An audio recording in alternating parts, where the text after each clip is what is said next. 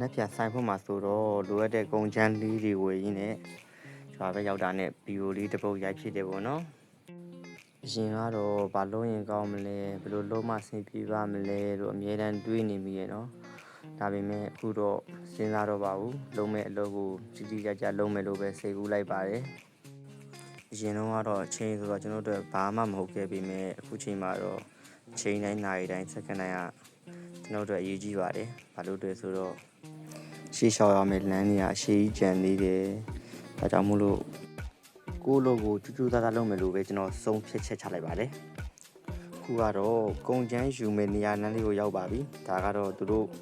ရွာဝန်လမ်းဘေးလေးပေါ့ကျွန်တော်တောက်လျှောက်ရိုက်လာခဲ့တာပါကဲချက်ချင်ရောက်ပါပြီခင်ဗျာကျွန်တော်ရဲ့လုပ်ငန်းလေးကတော့စသားရောက်မှာပဲဖြစ်ပါတယ်မိတ်ဆွေတို့အနေနဲ့ကျွန်တော်ကိုပဲလာပြီးတော့အားပေးနိုင်ပါတယ်မော်ရွာမျိုးမကြီးပင်ဒီမှာကျွန်တော်ရောင်းမှာဖြစ်ပါတယ်လာပြီးအားပေးကြပါအောင်လို့ဒါကတော့ကျွန်တော်တို့ချက်တီကိုဖမ်းပြီးတော့ချိန်တာပေါ့နော်ဒါကတော့ကျွန်တော်ပြန်မှုအတွက်ချက်တီကိုကျွန်တော်ရဲ့ဒိုးကြီးပေါ်မှာချီတုပ်ပြီးတော့တည်ခဲ့ပါဖြစ်ပါတယ်အဆုံးစီအားလုံးလိုက်ပါကြည့်ရှုပေးတဲ့အတွက်အားလုံးကိုကျေးဇူးတင်ပါတယ်ခင်ဗျာ